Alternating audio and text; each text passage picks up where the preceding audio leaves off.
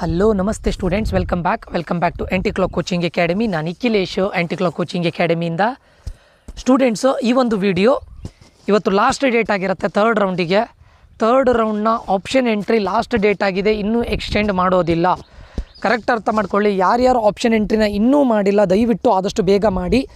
Last ಟೈಮ್ವರೆಗೂ weight ಮಾಡಬೇಡಿ. ಇವತ್ತು last date, ಅಷ್ಟರ ಒಳಗಡೆ ಮಾಡಿ, ಆದಷ್ಟು ಬೇಗ ಮಾಡ್ಕೊಳ್ಳಿ. ಆ್ಯಂಡ್ ಆಪ್ಷನ್ ಎಂಟ್ರಿ ಮಾಡಲಿಕ್ಕೂ ಮುಂಚೆ ನೋಡಿಕೊಳ್ಳಿ, ನಿಮ್ಮ ಕಾಲೇಜ್ ಎಂಟ್ರಿ ಲಿಸ್ಟನ್ನು, ಆಪ್ಷನ್ ಎಂಟ್ರಿ ಲಿಸ್ಟನ್ನು ಡೌನ್ಲೋಡ್ ಮಾಡಿ ಇಟ್ಕೊಳ್ಳಿ.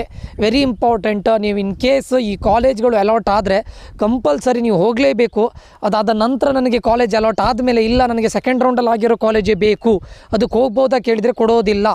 ಇನ್ ಕೇಸ್ ನಿಮಗೆ ಅಪ್ಗ್ರೇಡ್ ಆದರೆ ಅಪ್ಗ್ರೇಡ್ ಆಗಿರೋ ಕಾಲೇಜಿಗೆ, ಬ್ರ್ಯಾಂಚ್ಗೆ ನೀವು ಸೇರಿಕೊಳ್ಳೇಬೇಕು ಕಂಪಲ್ಸರಿ. ಅದಕ್ಕೆ ನಾನು ಹೇಳ್ತಾ ಇದ್ದೇನೆ. ನಾನು ಇದನ್ನು ಯಾಕೆ ಒತ್ತಿ ಹೇಳ್ತಾ ಇದ್ದೇನೆ ಕೇಳಿದರೆ, ತುಂಬ ಸ್ಟೂಡೆಂಟ್ಸ್ಗಳು ಹೀಗೆ ಮಾಡ್ತಾ ಇದ್ದಾರೆ. ಸೆಕೆಂಡ್ ರೌಂಡಲ್ಲಿ ಒಂದು ಕಾಲೇಜ್ ಆದ ನಂತರ ಸರ್ ನನಗೆ ಫಸ್ಟ್ ರೌಂಡಲ್ಲಿ ಆಗಿರೋ ಕಾಲೇಜ್ ಬೇಕಿತ್ತು, ಇದು ಬೇಡ ಇದ್ದಿತ್ತೇನು ಅಂತ ಹೇಳ್ಕೊಂಡು ಹೋಗ್ತಾರೆ. ಅದಾದ ನಂತರ ಮತ್ತೆ ಬೇಕು ಅಂದರೆ ಸಿಗೋದಿಲ್ಲ.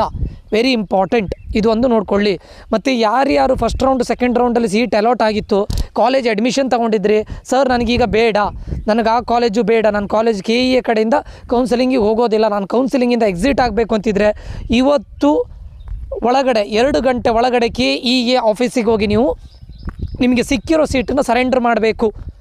ನೆನಪಿಟ್ಕೊಳ್ಳಿ, ಸೀಟನ್ನು ಸರೆಂಡರ್ ಮಾಡಲೇಬೇಕು ಕಂಪಲ್ಸರಿ. ಇಲ್ಲದೇ ಇದ್ದರೆ ನೀವೇನು ಕಾಸ್ಟ್ ಡೆಪಾಸಿಟನ್ನು ಪೇ ಮಾಡಿರ್ತೀರಾ ಅಥವಾ ಫೀಸನ್ನೇನು ಪೇ ಮಾಡ್ತೀರಾ ಅದಿಷ್ಟನ್ನು ಕೂಡ ಫೋರ್ಫಿಟ್ ಮಾಡ್ತಾರೆ. ಪ್ಲಸ್ ಅದರ 5 ಟೈಮ್ಸು ಫೀಸನ್ನು ಪೇ ಮಾಡಬೇಕಾಗತ್ತೆ.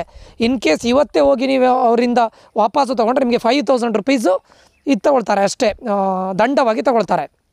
ಓಕೆ, ಅದು ಬಿಟ್ಟು ಬೇರೆ ಏನು ತಗೊಳ್ಳೋದಿಲ್ಲ. ಆ್ಯಂಡ್ ಒನ್ ಮೋರ್ ಥಿಂಗ್ ಏನು ಅಂತ ಕೇಳಿದರೆ, ಕೆಲವರಿಗೆ ಡೌಟ್ ಇರೋದು, ಯಾರಿಗೆ ಫಸ್ಟ್ ರೌಂಡು ಸೆಕೆಂಡ್ ರೌಂಡಲ್ಲಿ ಸೀಟ್ ಅಲಾಟ್ ಆಗಿಲ್ಲ ಅವರು ಕಾಸ್ಟ್ ಡೆಪಾಸಿಟನ್ನು ಕಂಪಲ್ಸರಿ ಕಟ್ಟಲೇಬೇಕು. ಕಟ್ಟಿದ ನಂತರನೇ ನಿಮಗೆ ಮತ್ತೆ ಫ್ರೆಶ್ ಆಗಿ ಆಪ್ಷನ್ ಎಂಟ್ರಿ ಮಾಡಲಿಕ್ಕೆ ಬಿಡ್ತಾರೆ. ಮತ್ತು ಯಾರ್ಯಾರು ಚಾಯ್ಸಸ್ಸನ್ನು ಮಾಡಲಿಲ್ಲ ಅವರು ಕೂಡ 10,000 ಕಾಸ್ಟ್ ಡೆಪಾಸಿಟ್ ಕಟ್ಟಲೇಬೇಕು. ಕಟ್ಟಿದ ನಂತರನೇ ನಿಮಗೆ ಫ್ರೆಶ್ ಆಗಿ ಆಪ್ಷನ್ ಎಂಟ್ರಿನ ಮಾಡಲಿಕ್ಕೆ ಬಿಡ್ತಾರೆ. ಓಕೆ, ಇದಿಷ್ಟು ತಲೆಯಲ್ಲಿರಲಿ. ಮತ್ತು ಥರ್ಡ್ ರೌಂಡಲ್ಲಿ ಅಪ್ಗ್ರೇಡ್ ಆದರೆ ಅಪ್ಗ್ರೇಡ್ ಆಗಿರೋ ಕಾಲೇಜಿಗೆ ಹೋಗಬೇಕು. ಆ್ಯಂಡ್ ಮತ್ತು ಕೆಲವೊಂದಿಷ್ಟು ಸ್ಟೂಡೆಂಟ್ಸ್ಗಳಿಗೆ ಡೌಟ್ ಏನಂತ ಕೇಳಿದರೆ, ಸರ್ ನಮ್ಮದು ಇದರಲ್ಲಿ ಯಾವುದರಲ್ಲಿ ನಾವೇನು ಚಲನನ್ನು ಡೌನ್ಲೋಡ್ ಮಾಡಿದ್ದೀವಿ ಆ ಚಲನಲ್ಲಿ ನಮಗೆ ಸೆಕೆಂಡ್ ರೌಂಡಲ್ಲಿ ಆಗಿರೋ ಕಾಲೇಜ್ನ ಹೆಸರಿದೆ, ಈಗ ನನಗೆ ಥರ್ಡ್ ರೌಂಡಲ್ಲಿ ಬೇರೆ ಕಾಲೇಜಾಗಿ ಬೇರೆ ಬ್ರ್ಯಾಂಚ್ ಅಲಾಟ್ ಆದರೆ ಆವಾಗ ಮತ್ತೆ ನಾನು ಫೀಸ್ ಪೇ ಮಾಡಬೇಕಾ? ಇಲ್ಲ, ನೀವು ಪೇ ಮಾಡ್ತಾ ಇರೋದು KEAಗೆ, ಇದು ಕಾಲೇಜಿಗೆ ಪೇ ಮಾಡ್ತಾ ಇಲ್ಲ. ನೀವೇನು ಸೆಕೆಂಡ್ ರೌಂಡಲ್ಲಿ ಏನು ಫೀಸನ್ನು ಪೇ ಮಾಡಿದ್ದೀರಾ ಅದರಲ್ಲಿ ಏನಾದರೂ ಎಕ್ಸ್ಟ್ರಾ ಅಮೌಂಟ್ ಇದ್ದರೆ, ಕೆಲವೊಂದು ಕಾಲೇಜಿಗೆ ಎಕ್ಸ್ಟ್ರಾ ಅಮೌಂಟ್ ಇದ್ದರೆ ಅದನ್ನು ಎಕ್ಸ್ಟ್ರಾ ಪೇ ಮಾಡಬೇಕು. ಅದು ಬಿಟ್ಟರೆ ಮತ್ತೆ ನೀವು ಅಗೇನ್ 1 lakh ಸಮಥಿಂಗನ್ನು ಪೇ ಮಾಡಲಿಕ್ಕಿಲ್ಲ. ಮತ್ತು ಕಾಲೇಜಿಗೆ ಹೋದ್ಮೇಲೆ ಕಾಲೇಜಲ್ಲಿ ಎಕ್ಸ್ಟ್ರಾ ಫೀಸನ್ನು ತಗೊಳ್ತಾರೆ. ಆ್ಯಂಡ್ ನೀವು ಕಾಲೇಜನ್ನು ಇಡಲಿಕ್ಕೂ ಮುಂಚೆ ನೋಡಿಕೊಳ್ಳಿ. ಈಗ ನ್ಯೂ ಹೊರೈಝನ್ ಕಾಲೇಜ್ ಆಫ್ ಇಂಜಿನಿಯರಿಂಗು ಇಲ್ಲಿ ಎಕ್ಸ್ಟ್ರಾ ಫೀಸನ್ನು ತುಂಬ ಕೇಳ್ತಾರೆ, ಅರೌಂಡ್ 58,000 to 60,000 ಕೇಳ್ತಾರೆ. ನೀವು KEA ಫೀಸನ್ನು ಪೇ ಮಾಡಿದ ನಂತರ ಮತ್ತೆ ಎಕ್ಸ್ಟ್ರಾ ಫೀಸ್ ಕೇಳ್ತಾರೆ, ಅದನ್ನು ನೋಡ್ಕೊಳ್ಳಿ. ಮತ್ತು SC ST ಕ್ಯಾಂಡಿಡೇಟ್ಸ್ಗಳು ಹೆಚ್ಚಿನ ಕಾಲೇಜಲ್ಲಿ ಇವಾಗ ನಿಮಗೆ ಫೀಸನ್ನು ಪೇ ಮಾಡಿ ಅಂತ ಹೇಳ್ತಾ ಇದ್ದಾರೆ. ಉಳಿದಿದ್ದನ್ನು ನಿಮಗೇನು 90,000 ಸಮಥಿಂಗ್ ಇದು ಬರುತ್ತೆ ನೋಡಿ ಸ್ಕಾಲರ್ಶಿಪ್ಪು, ಅದು ನಿಮ್ಮ ಅಕೌಂಟಿಗೆ ಬರುತ್ತೆ, ಅದು ನೀವೇ ತಗೊಳ್ಳಿ ಅಂತಾರೆ. ಕೆಲವೊಂದು ಕಾಲೇಜಲ್ಲಿ ಏನು ಹೇಳ್ತಾರೆ, ನಿಮ್ಮದು ಏನು ಸ್ಕಾಲರ್ಶಿಪ್ ಇದೆ ಅದನ್ನು ನಮಗೆ ಕೊಡಿ, ನಾವೇ ತಗೊಳ್ತೇವೆ ಅಂತ ಹೇಳ್ತಾ ಇದ್ದಾರೆ. ಕೆಲವೊಂದು ಕಾಲೇಜಲ್ಲಿ ಮಾತ್ರ. ಮೆಜಾರಿಟಿ ಕಾಲೇಜಲ್ಲಿ ಏನು ಮಾಡ್ತಾ ಇದ್ದಾರೆ ಕೇಳಿದರೆ, ನಿಮ್ಮ ಹತ್ರ ಫೀಸನ್ನು ಪೇ ಮಾಡ್ಕೊಳ್ತಾ ಇದ್ದಾರೆ.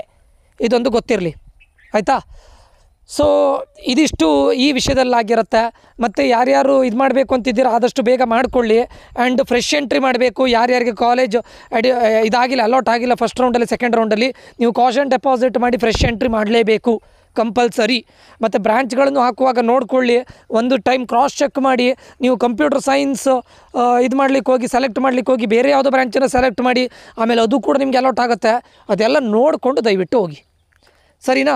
ಇದಿಷ್ಟು ವಿಷಯಗಳು ಈ ವಿಡಿಯೋದಲ್ಲಾಗಿರುತ್ತೆ. ಹೋಪ್ ಇದು ಯೂಸ್ಫುಲ್ ಆಗಿದೆ ಅಂತ ಅಂದ್ಕೊಳ್ತೇನೆ. ರಿಸಲ್ಟ್ ಡೇಟು ಸದ್ಯಕ್ಕೆ ಯಾವುದೇ ಆದಂಥ ಒಂದು ಇದಿಲ್ಲ, ಏನು ಹೇಳ್ತಾರೆ ಅಪ್ಡೇಟ್ಸ್ ಇಲ್ಲ KEA ಕಡೆಯಿಂದ. ಮೇ ಬಿ ಒಂದೇ ಕೊಟ್ಟರೆ 10 ಅಥವಾ ಆನ್ ಆರ್ ಬಿಫೋರ್ 10 ಕೊಡ್ತಾರೆ.